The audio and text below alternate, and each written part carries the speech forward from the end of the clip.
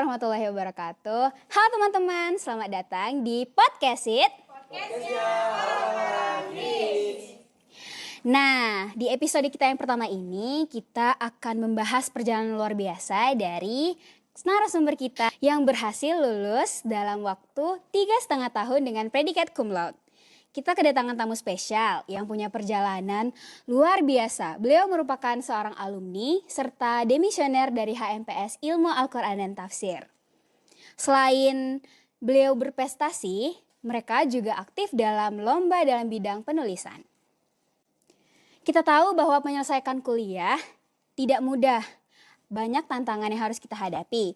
Tetapi bagaimana sih caranya agar bisa lulus dengan cepat? Apa strategi yang digunakan? Dan bagaimana sih perjalanannya dari awal hingga akhirnya bisa mencapai target? Langsung saja kita sambut bintang tamu kita, Kak Umil Hairi dan Kak Citra Indriani. Hai Kak Umil, hai Kak Citra, apa kabar? Halo, Assalamualaikum. Waalaikumsalam. Gimana nih kabarnya? Alhamdulillah baik. Tadi kakak dari mana nih? Sebelum kesini tadi ke mana dulu? Oh, kalau kami dari kos teman, tadi kami udah bareng. Oh gitu. Yang pertama-tama aku penasaran nih, apa sih motivasi kakak? Sesuai dengan judul tadi kan, judulnya lulus 3,5 tahun dengan predikat cum laude. Motivasi kakak untuk lulus dengan cepat itu apa? Lanjut. Mungkin dari Kak Umil dulu. Oke, kalau dari aku pribadi, motivasi terbesar aku pasti orang tua ya. Nah, terus juga aku dari alumni gap year, yang mana gap year 2 tahun mungkin. Di sini juga kayak terbilang kok menunda-nunda kuliah. Jadi aku dari omongan-omongan orang yang kenapa sih gap year kayak gitu. Jadi itu punya kekuatan tersendiri nih bagi aku yang harus nge-push diri aku agar nggak lama-lama kuliah kayak 7 semester udah cukup kayak gitu. Oh, jadi kakak selama gap year itu kegiatannya apa? Aku pribadi 1 tahun itu pengabdian pondok pesantren. Nah 1 tahunnya itu pernah pondok tahfiz gitu, 6 bulan ngehafal, 6 bulannya ngabdi lagi. Oh gitu, jadi motivasi kakak untuk lulusnya cepat itu orang tua. Kalau Kak Citra sendiri gimana? Kalau aku pribadi juga hampir sama ya, orang tua pasti menjadi motivasi kita. Nah, selain itu aku itu punya prinsip di mana kalau bisa cepat kenapa harus lama? Kalau bisa sekarang kenapa harus nanti? Iya kan? Nah, dan juga lulus di semester 7 itu di tahun kami itu kan angkatan kedua dan tahun sebelumnya juga sudah berhasil ya tamat di semester 7. Nah, di angkatan di atas kami yang tamat di semester 7 itu hanya 11,3%. Nah, itu menjadi motivasi bagi aku karena aku ingin tergabung, aku ingin termasuk ke dalam 11% itu. Mari kita usahakan 11% itu.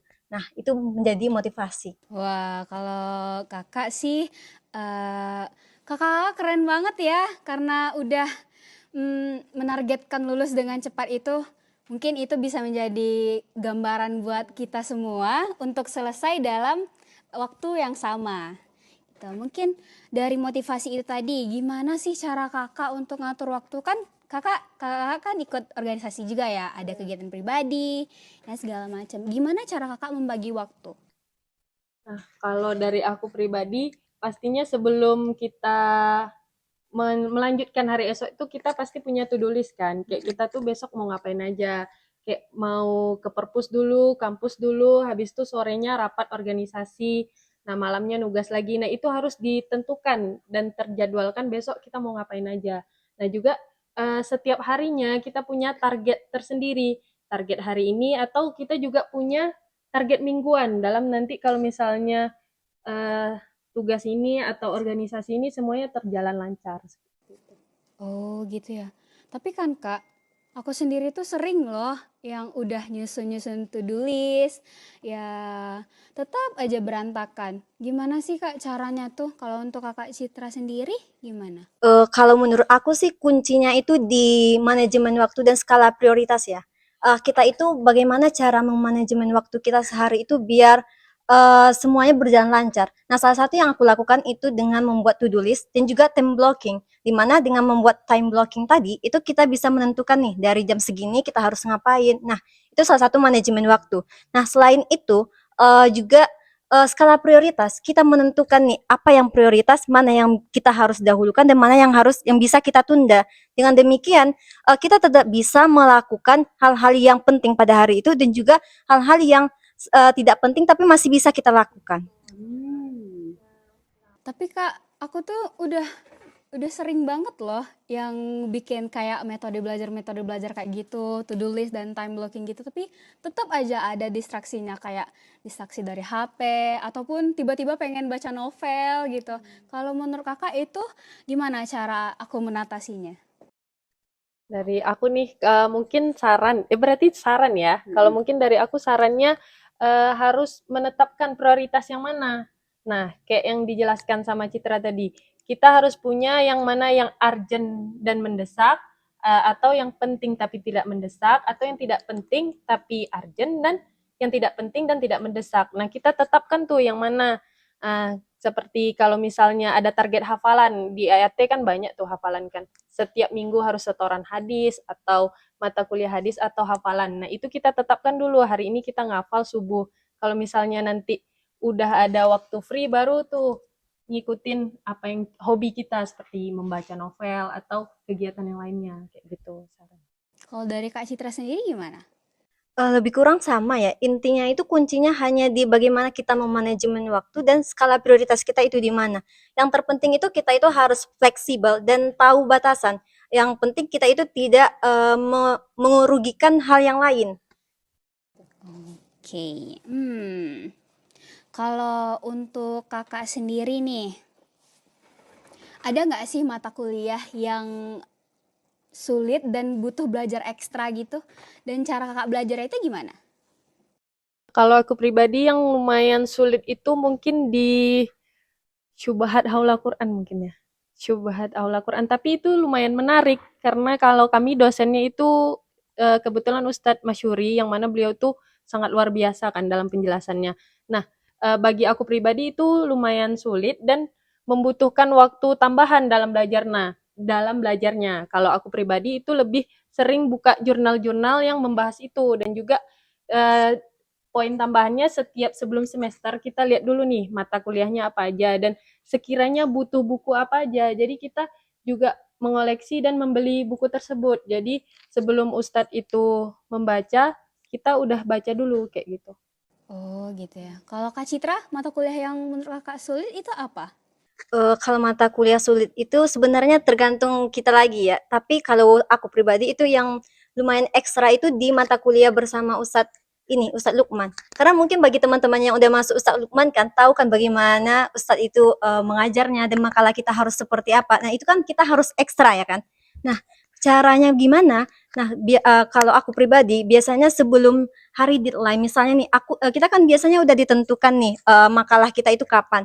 Nah, kalau pada pertemuan pertama udah tahu. Nah, jauh-jauh hari sebelum makalah kita itu harus dipresentasikan, maka kita harus sudah mempersiapkannya. Jangan biasakan deadline atau mepet. Karena dengan kita sudah mempersiapkan jauh-jauh hari, kita akan lebih siap ketika nanti orang bertanya ataupun kita memberikan masukan seperti itu. Jadi Kakak itu sistemnya belajar dulu ya atau namanya kita udah tahu nih mata kuliahnya itu kita agak kesusahan sama mata kuliahnya. Jadi kita belajarnya ekstra. Tapi pernah nggak sih Kak kita tuh kan udah rencanain nih kita mau belajarnya jam segini, jam segini, jam segini.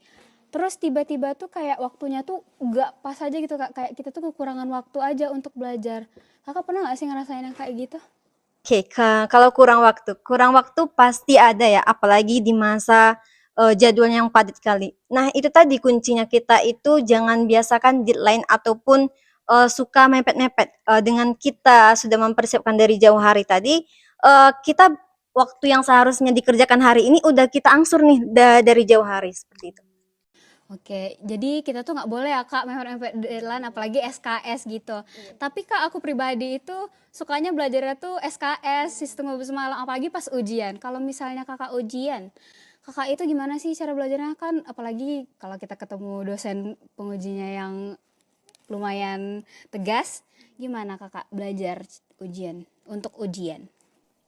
Nah, aku dari pengalaman aku pribadi juga di beberapa waktu aku deadlineer ya.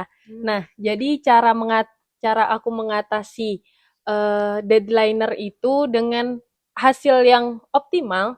Nah, itu dari kalau aku pribadi pola belajarnya itu kita nyimak di makalah itu. Jadi ketika orang makalah itu diusahakan tidak main HP atau tidak mengobrol. Jadi kita punya kesempatan nih waktu orang makalah itu kita mendengar, menyimak dan bertanya. Jadi ketika kita bertanya itu ada poin plus tersendiri dari dosennya. Nah, ketika kita SKS, ketika ujian belajar dalam satu malam, mungkin kita kan setelah nyimak itu kita pasti menulis kan.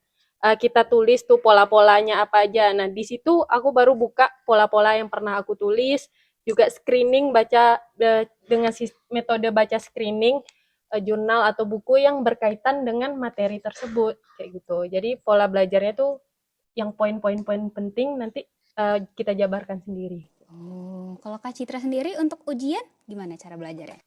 Kalau aku pribadi itu orang yang tidak suka deadline. Aku itu orangnya terstruktur di mana jauh-jauh hari itu harus sudah siap dan aku nggak bisa itu sistem SKS gitu. Nah, bagaimana caranya? Biasanya nih kan kita punya kalender akademik ya. Nah, nanti di situ kan kita bisa lihat nih tanggal ujian kita ini tanggal berapa. Nah, biasanya kalau aku pribadi 1 bulan sebelum ujian itu aku itu udah membagi-bagi, mengklasifikasi mana mata kuliah yang banyak, mana mata kuliah yang berat, dan mana mata kuliah yang sedikit.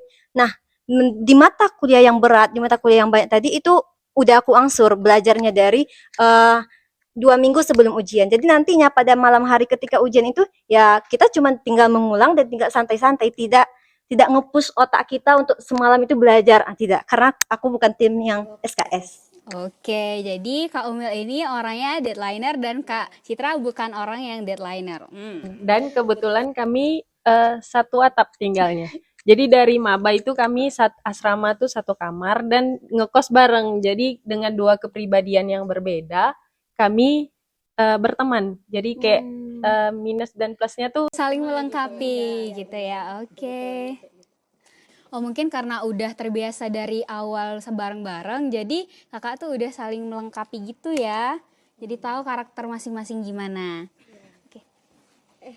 Nih, boleh nggak kami ini tukar tempat duduk? Oh, boleh dong. Ih, kayaknya Kak Citra udah gerah ya guys di sini. Nggak apa-apa.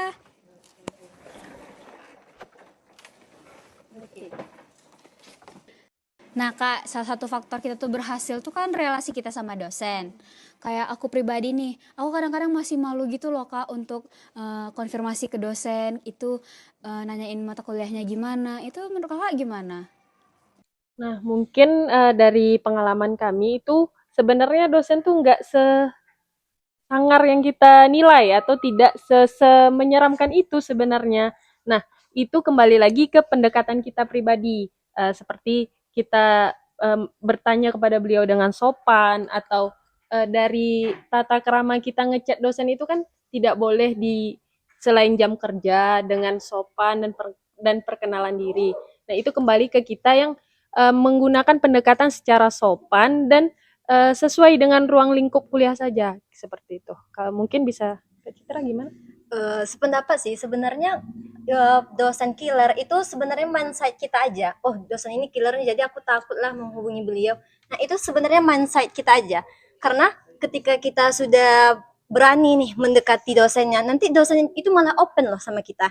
Nah, jadi bagaimana sih cara kita supaya relasi dengan dosen itu baik? Nah, mungkin cara yang bisa kita lakukan itu dengan ketika nih berada dalam kelas, itu kita tunjukkan kalau kita itu serius nih belajar. Nah, kan biasanya dosen itu akan akan melihat nih mana mahasiswa yang benar-benar serius belajarnya dan mana mahasiswa yang cuma datang pulang, ya kan? Nah, dengan kita aktif di kelas seperti kita bertanya ataupun menyampaikan pendapat, nah dengan demikian lambat laun relasi kita pun terbuka dengan dosen tadi. Oh, anak ini serius nih belajar. Terus nanti kita kan misalnya menghubungi beliau. Oh, ini yang kemarin. Nah, nanti malahan nanti ketika kita sudah punya relasi dengan dosen, beliau itu akan memberikan kita peluang-peluang yang bagus, kesempatan-kesempatan yang bagus, seperti dengan mengajak penelitian bareng ataupun ngajak konferensi bareng. Nah, itu hal yang penting ya agar relasi dengan dosen itu terjalin dengan baik. Tapi Kak, kadang kita tuh sebagai mahasiswa kan udah mendoktrin nih dosennya yang seperti inilah, yang seperti itu. Cara kita mengubah mindset kita dengan dosen yang karakternya seperti itu gimana sih Kak? Caranya itu hadapi aja. Jadi kayak menurut pengalaman kami juga kayak melihat Kak Prodi nih, ih serem ya ustadznya, serem bapaknya kayak gitu. Tapi setelah kita dekat, kita ngobrol, ternyata asik. Bahkan beliau itu yang memberikan peluang support kayak ayo segera ini selalu bertanya gimana, udah sampai mana prosesnya, udah sampai mana. Jadi lebih care setelah kita selalu menyapa beliau. Jadi ketika kita di kampus juga jangan segan-segan untuk sapa Ustadz atau selamat pagi. Jadi beliau juga notice kita bahwa keberadaan kita tuh ada loh.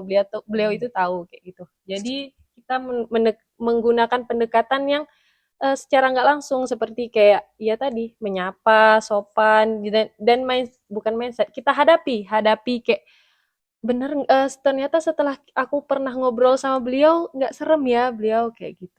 Wah, ternyata cara kita menghadapi dosen itu bisa merubah mindset kita ya. Tapi kalau kakak sendiri pernah nggak sih bermasalah atau ada yang bikin kakak itu ada yang bikin gap antara kakak dengan dosennya itu? Kalau kami tidak pernah ya.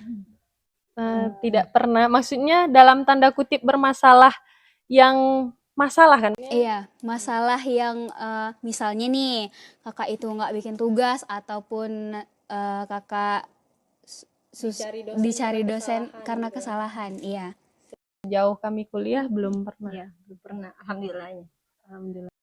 Tapi Kak, misalnya nih, aku pribadi bermasalah sama dosennya, tapi nggak menemui dosennya itu untuk klarifikasi ataupun minta maaf misalnya, itu cara kakak untuk saran dari kakak untuk aku itu bagaimana?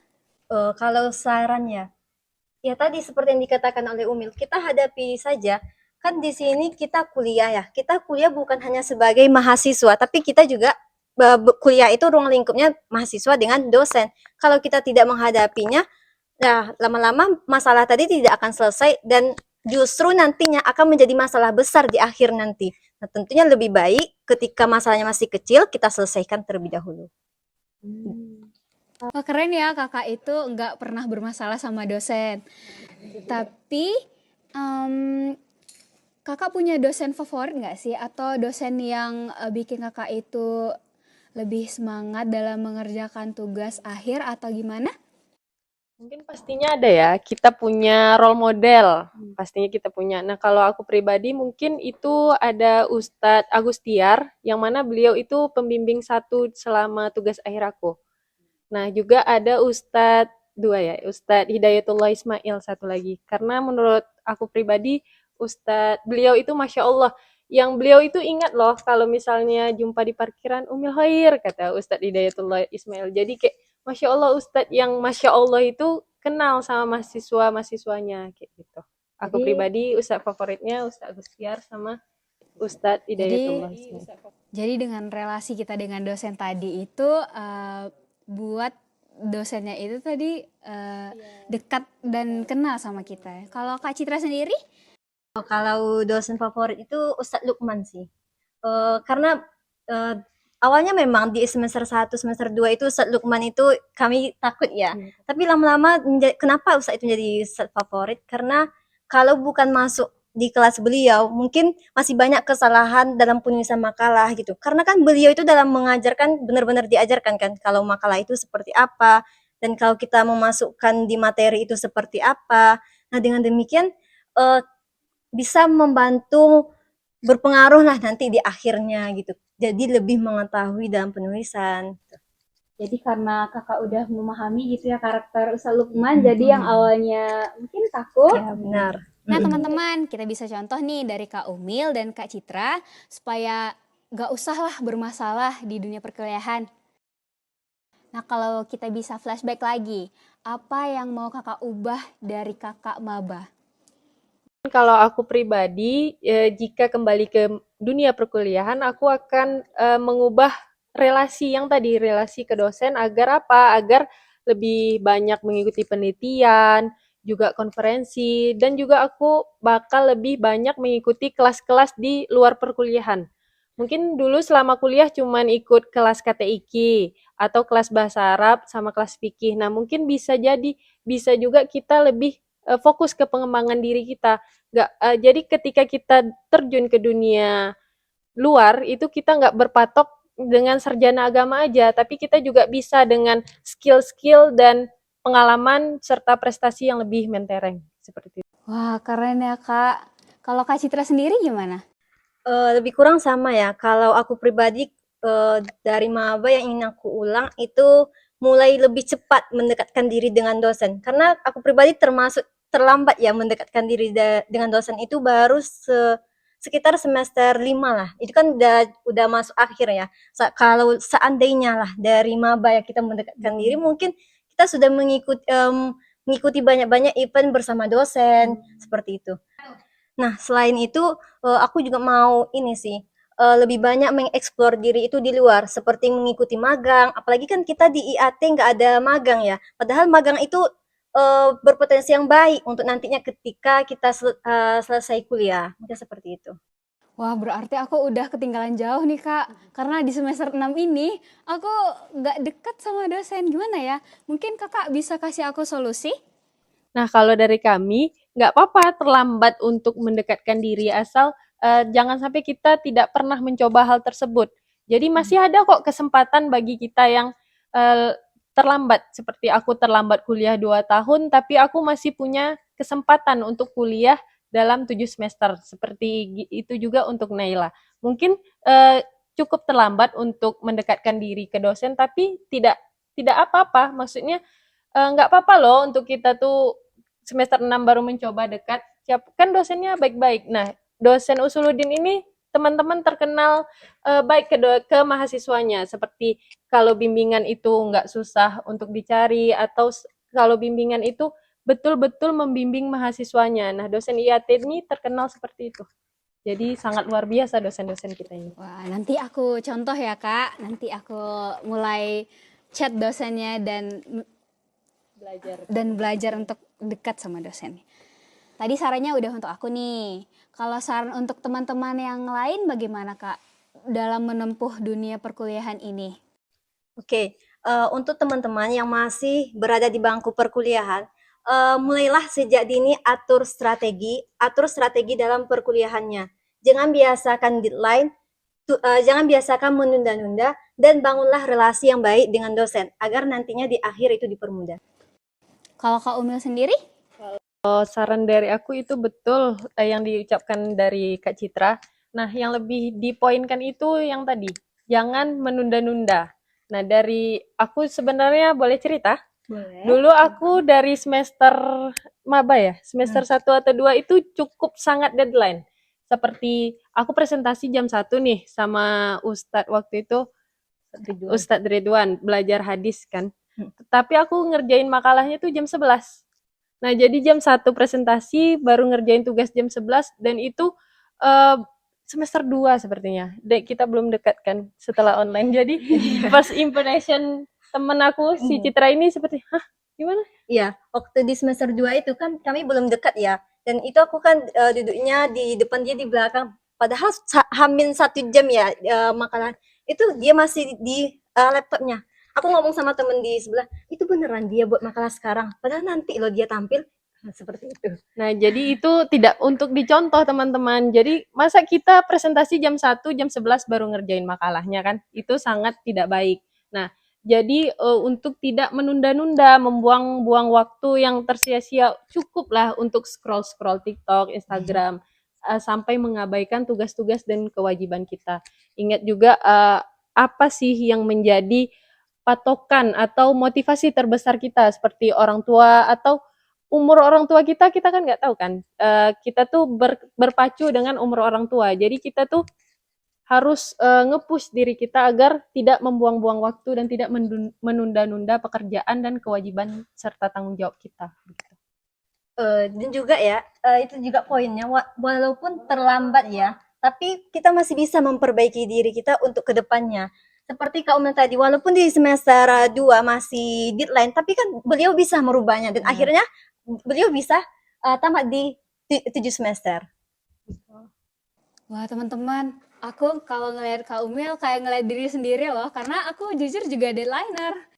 Selain relasi sama dosen dan metode belajar, apa sih yang kita tuh perlu? Apa sih yang kita perlukan?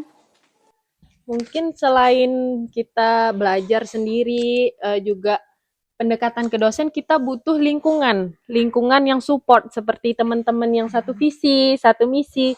Jadi seperti aku, Citra, dan ada lagi teman-teman aku, teman-teman kelas dan teman-teman dekat itu juga mendukung. Jadi kami dari pengalaman kami, yang kami itu punya target yang sama.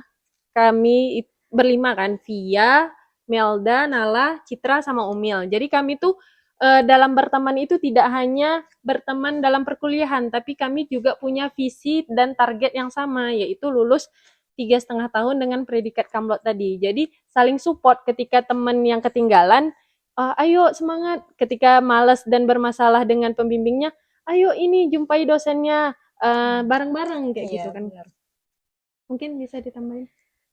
Iya sih bener, karena kalau kita cuman sendiri ya, itu pasti terasa lebih berat kan. Tapi kalau kita bersama-sama pasti terasa lebih ringan. Makanya perlu membentuk lingkungan yang juga mendukung kita untuk mencapai target kita tadi.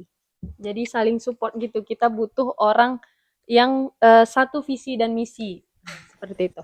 Tentunya dari lingkungan yang seperti itu tuh pasti kakak udah membentuknya dari lama ya, nggak bisa ya sekali ketemu langsung klop gitu. Kakak jadi kakak membangun relasi pertemanan seperti itu tuh sejak semester berapa sih? Mungkin bisa jadi contoh buat kami. Nah, mungkin kami juga tidak hanya pertemanan dengan kami yang tadi, itu juga faktor pertemanan di kelas. Nah, atau di himpunan, kami cukup aktif di himpunan kan.